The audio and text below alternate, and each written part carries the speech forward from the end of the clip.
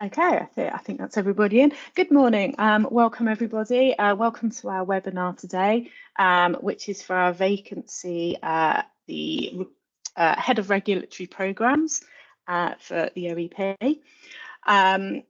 The webinar, you are all on mute and cameras are all automatically turned off. If you have any questions throughout, please use the Q&A function, which is at the top of the screen, and we'll deal with questions as and when they come through. And just today to introduce our panel, we have myself, I'm Jenny, I work in HR, helping with the recruitment. Natalie, can I ask you to introduce yourself, please? Of course, Jenny. Hello, everybody. My name's Natalie Prosser. I'm the Chief Executive here at the OEP. Helen? Morning all, my name's Helen Venn. I'm the Chief Regulatory Officer at the OEP. And John? Good morning, my name's John Panner, the HR Manager for the OEP, and I'm running the slides for Jenny today. Lovely, thank you very much. So just to go through the plan, we're going to have a little introduction. We're going to have the opportunity and what we're looking for. We're going to have a look at the role and the functions of the OEP, and Helen's going to talk about the role we have advertised. I'm then going to say a little bit about the application process that we have. And one final point to make, the webinar is not a substitute for the job description, so please do read the job description in full before making your application. Okay, as I said, Q&A function is live. Please do submit your questions throughout and we'll pick them up. Okay, I'm going to hand over now to Natalie. You're on mute, Natalie. That is such a rookie error, but there we go. Thank you very much, Jenny, for that introduction. And thank you all of you for coming along today to find out more about this role with us at the OEP. I'm going to talk just a little bit about who we are at the OEP and how we like to work to give you a bit of a flavour about us and to understand us a little bit better. So OEP is still a relatively new organisation. We were set up in 2021. We stepped into the governance gap that arose from EU exit, and we play a really critical role in delivering the new environmental governance system created by the Environment Act 2021. We're quite a small organisation. We have about 75 staff in Worcester, in England, and also in Northern Ireland. And because we are quite young as an organisation, and because our role and remit is a very broad one, the OEP is truly a dynamic, exciting place to work. One of the benefits of us still being so young as an organisation is that we're still figuring out how to do the role that we do. And for people who are personally invested in making a material change and having a really strong impact on environmental protection, but also who enjoy the ability to innovate, create, grow and learn, then this is exactly the kind of organisation that would suit you. Now, across our staff, we have a huge range of skills and experience. We have lawyers, we have complaint handlers, we have investigators, we have natural scientists and social scientists of many different types and backgrounds. We have analysts, environmental policy specialists, and we have accountants, project managers, and our wonderful HR people professionals. So again, a really diverse range of people. And the way that we work at the OEP is very collegiate and multidisciplinary. So when we're tackling any particular issue, whereas it might be the regulation around protecting our waters, the regulation and laws related to protected sites, investigating issues around maintenance of special protected areas to protect our birds, or whether we are doing our breadth and deep dive into government's performance in terms of delivering on its environmental commitments. We work across all of those different disciplines. Because we need them. We need the understanding of law. We need people who can interrogate evidence. We need people who understand environmental science, and we need those people to collaborate so we can get our arms around the issues that we're tackling in the very, very best way. And that's where this role will come in as a newly created role within the OEP to help us bring those different skills together and target them at particular problems as we encounter them. If we can move on to the next slide. So I've talked a little bit about the big picture of us at the OEP and what we're here to do and deliver on that really critical mission, which is holding government to account. But I want to talk a little bit about how we are at the OEP and I suppose the kind of culture and personality of us as an organisation. As the CEO of the OEP, it is a personal mission of mine to make the OEP the very best place to work that anyone could ever want. The work that we do is demanding, the work can be really challenging at times, and a lot hangs on what we do. So there's that, that pressure in a way to be successful as we're guardians for the environment. And my belief is that we will be most successful if our people feel included, if they feel supported, if they can draw on all of the huge talents that they have in a way that allows their voice to be heard and their influence to be felt. And we work really, really hard to create that kind of culture. Our people are kind, they are supportive, and they are inclusive, and that is personally important to me and our leadership team as well. And I often hear, and it's the thing I think I'm most proud about the OEP when I speak to new joiners who say when they've joined the OEP just how looked after and supported they are by everybody right from day one. And that is a bit about the culture that we nurture at the OEP. So if I was to sum up, if you're the kind of person who is mission driven to protect and improve the environment, if you enjoy working with diverse professions, diverse people on difficult problems where you have to innovate and think and be agile, but also that you like working with people who have that same attitude, who want to collaborate, who support and encourage each other, then that's the OEP. It's not an easy job that we've got. It's a really, really demanding and tough one, but we throw everything at it. And I think personally, I think the OEP is the best place I've ever worked, and I hope that continues with all of our staff.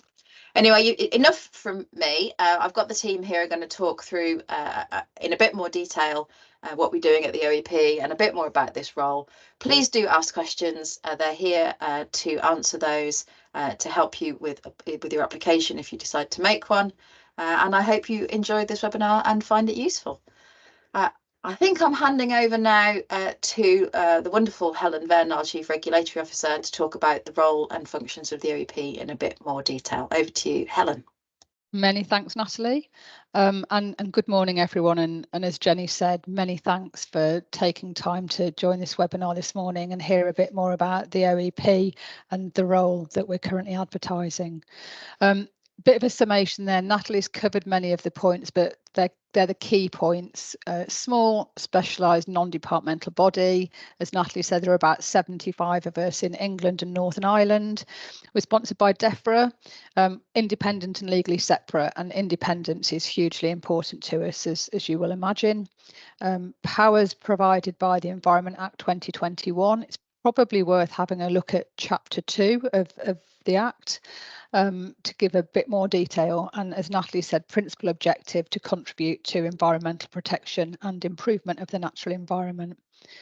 And I'll move on then to the role, and I will start off just talking a little bit about myself, and that's not because I wish to talk about myself at any great length, but because it's quite illustrative of the mix of people and roles that we have and skills and expertise at the OEP.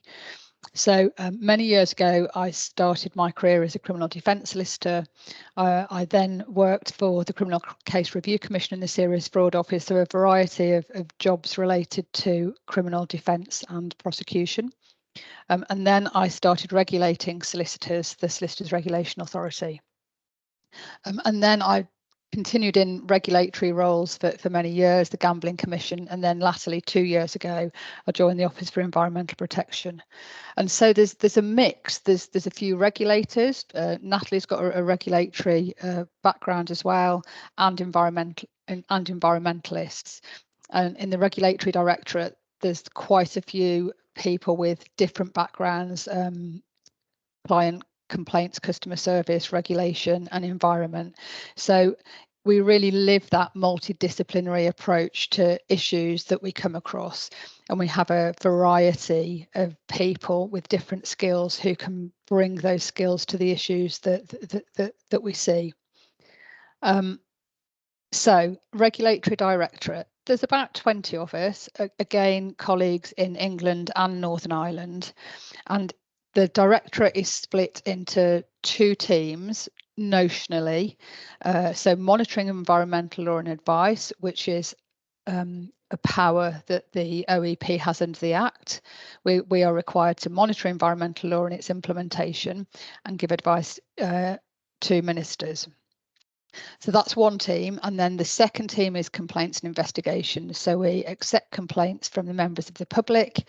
We do quite a lot of signposting and inquiries, as well as dealing with complaints. And those complaints may or may not turn into investigations, or we could launch an investigation under our own initiative.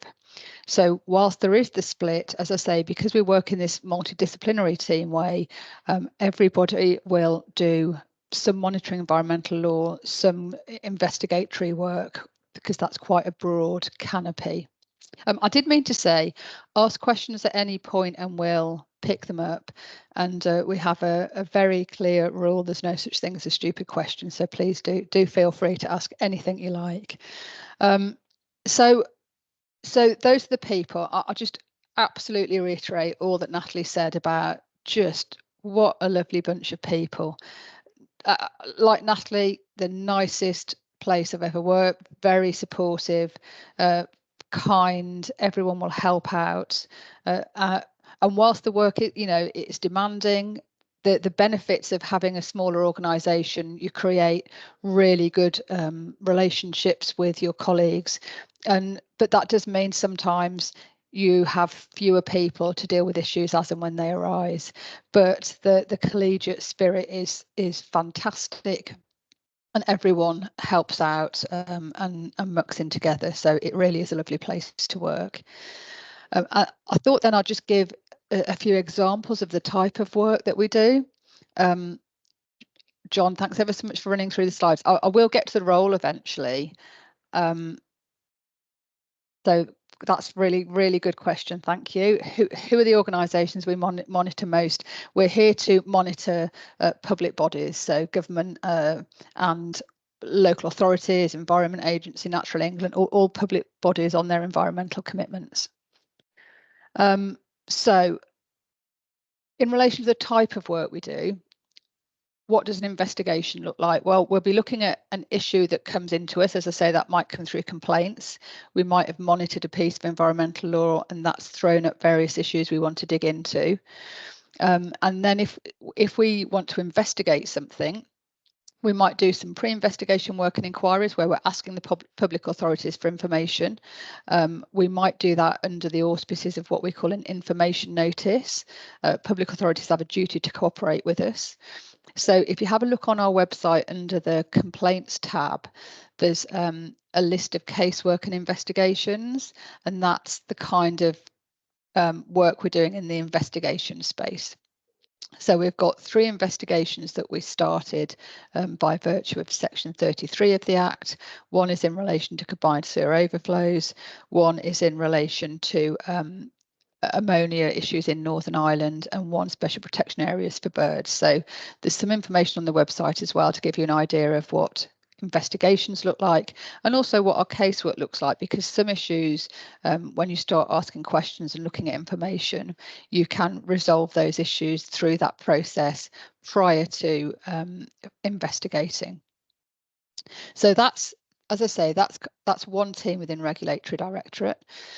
The second team in Regulatory Directorate, what's an example of their work? Well, we're currently looking at the implementation of the Water Framework Directive regulations, and we're looking at how well they work in practice. Are there areas that are working well and could be amplified? Are there areas that there are some issues, and could that require potential changes to the regulations, changes to law, better implementation? So looking at the effectiveness of how environmental laws are working. So that's Regulatory Directorate, but as I said, and as Natalie said, we work in a multidisciplinary team way. So that means when there's an issue to look at, if we're looking at the implementation of Water Framework Water Framework Directive regulations, we'll put a team of people together, and they will be from both the Regulatory Directorate, from our legal team, and from our insights team, who are largely scientists, including social scientists. And between the team, we'll look at the issue holistically and in the round. So although you'll be a member of the Regulatory Directorate, if you're successful in securing this role, you will be working across the OEP on various types of projects. Okay, so the role itself, it's a grade 6 role, head of regulatory programs. And what does that mean? Well, Natalie mentioned the need to be agile, flexible, and I've talked about working in a multidisciplinary team way. And so we're looking for someone who has the skills to sit across some of those projects, to coordinate them, to move them on, to deal with the stakeholders, to come up with the strategy. So to be intrinsic in overseeing, being part of, and moving on the matters that we're dealing with. So there might be some people management skills in relation to direct line management required, but it's really about coordinating groups of people to get the issue done. And as I say, that will include stakeholder engagement. So you can see there from the slide in front of you, we're looking for, excellent communication skills. You'll be required to help draft reports, help draft papers. So someone who'll also roll their sleeves up and chip in and help to get the job done. Decision making, absolutely essential, and also to look strategically across an issue and across the organisation and across the landscape, but also dig down into the detail and be able to draft, because much of the output in relation to our investigations, in relation to our monitoring environmental law is report based. So I think the bullet point list there deals with all the really key points we're looking at, and then there's obviously further detail in the job description. And as Jenny said, take what you can from this, ask any questions, but please do look in detail at all the requirements that is listed in the job description. I think is there a final slide there, John? No, there is the last one, because now you'll hand over to Jenny. Thank you. Okay, so that's all I was going to say. Please do ask any questions. And do I hand back to Jenny now then? Thank you. Yeah. Thanks, Yeah, Helen. hand that to me. Yeah, do pop your questions in and we'll address them. And whilst I'm talking, you can have some thinking time probably to fit some in. Okay, so a bit about the application process. So this role is asking for you to complete a CV, which will give details of your work history and your qualification. You'll be asked to do a 250-word behaviour statement on the lead behaviour, seeing the big picture, and a 750 statement of suitability, detailing how you meet the person's specifications. So that's your personal statement. So what happens is your applications get submitted. They will then be assessed and marked by an interview panel. And if you pass the SIFT, you will be invited to an interview. And at interview, you'll be assessed on your experience and the behaviours outlined in the job advert. A presentation or an additional exercise may also be required, but if this is required, you will be given plenty of notice to prepare for it. Yes, and anyone who passes the SIFT will go to interview. Okay, next one, please. So this role has been advertised for Worcester. So the successful candidate will be contracted to the Worcester office. We do have some roles in Northern Ireland, as Helen has spoken about earlier, but this role is just open to Worcester. We do embrace a blended working model. We do support a combination of home and office working, and it's all dependent on business needs and individual circumstances. And our current office attendance approach is for 40% attendance in one of the OEP offices.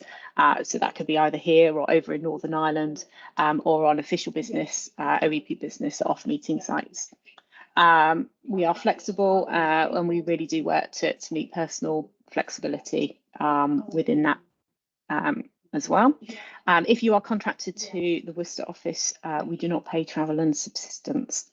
We would, however, pay to other locations. And just a note for internal candidates, if you're an internal candidate, you retain the right to your current contractual location unless GP restrictions apply.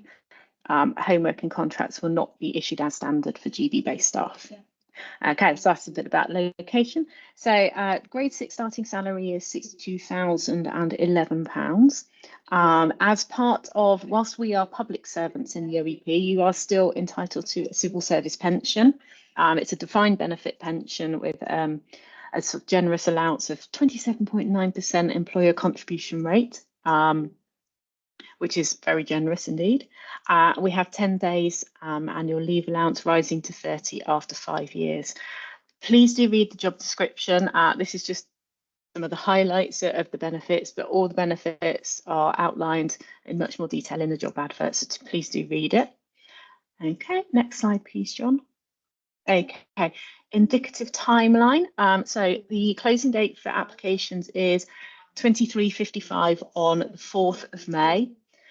We shall aim to commence the SIFT as soon as we can after that, so probably from the 6th of May, commencing interviews on the 20th of May, and we expect offers will be released towards the end of May. But please do note these are indicative dates and may be subject to change depending on business needs, and the number of applications we receive as well. It can take a while to sift through them. Okay. Next slide, please, John.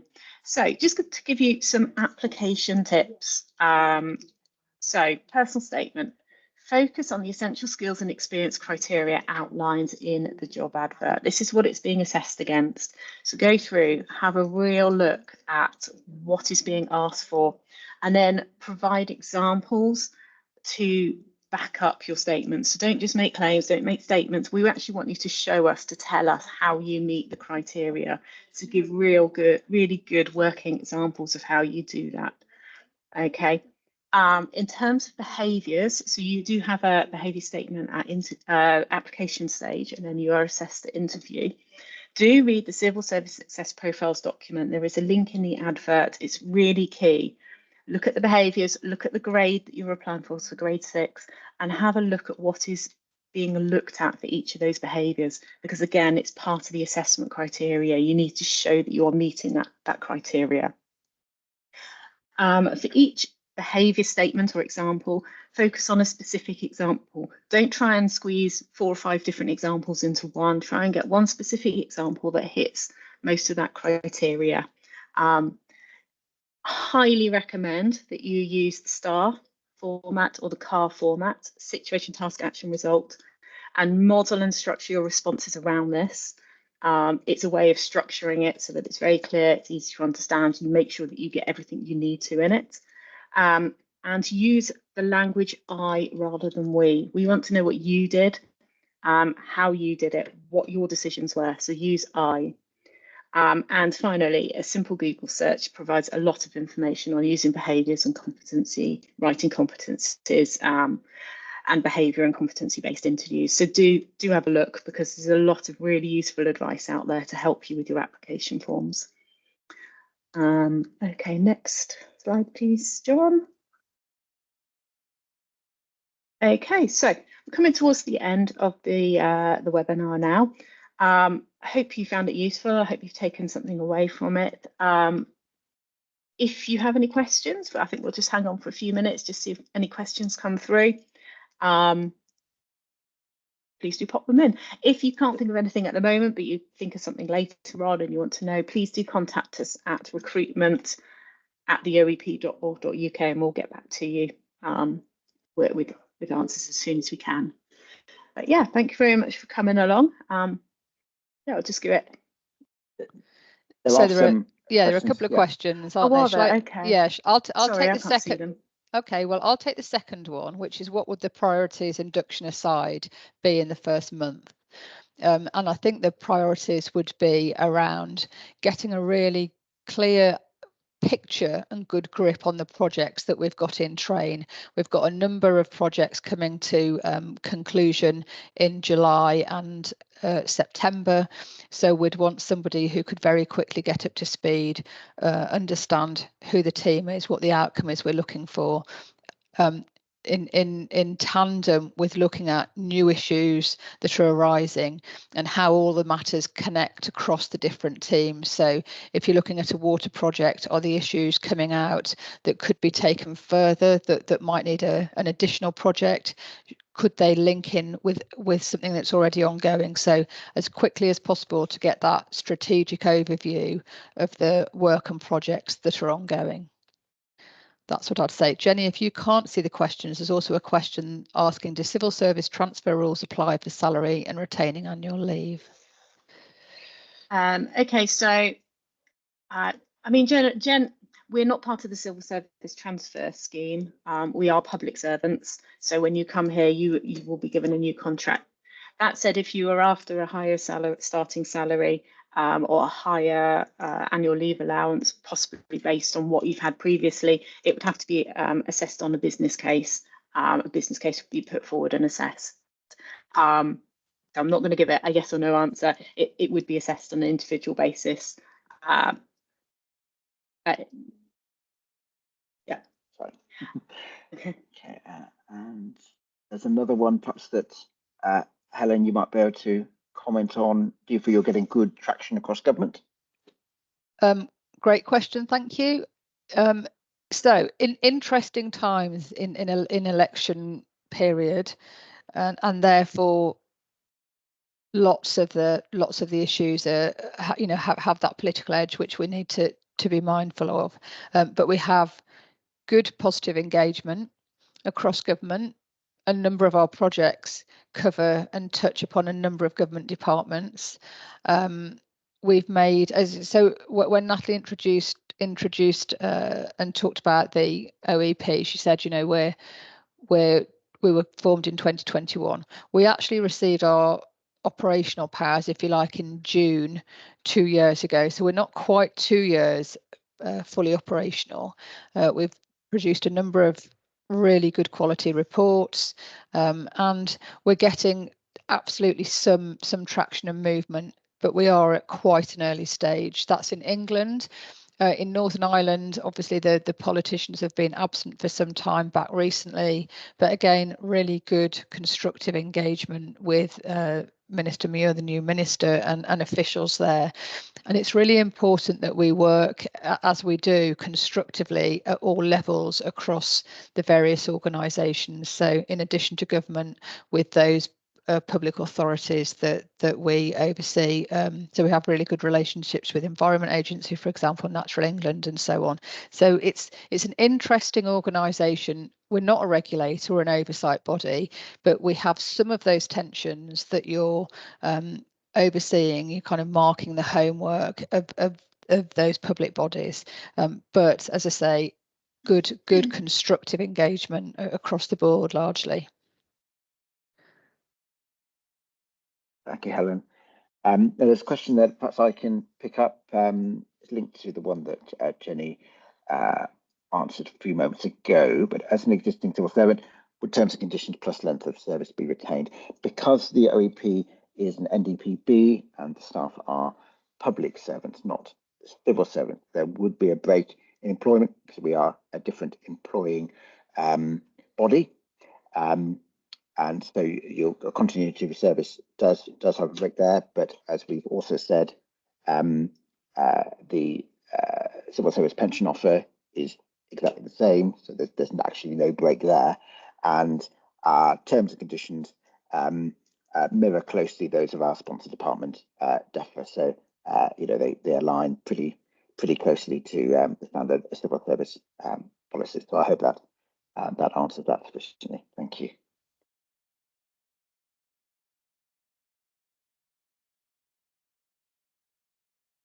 Okay, can't see any other questions that have come in.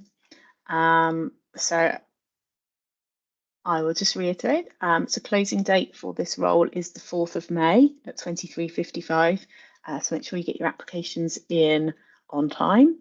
And if you do have any questions that you think of later down the line, or you just want to query something, please do email us at recruitment@theoep.org.uk. I don't think anything else has come through. So unless anyone has anything else they'd like to add, I'm going to say thank you very much for coming today, for meeting us, finding us about the OEP and about this role. So thank you very much. Thanks all. Bye. Bye all. Goodbye.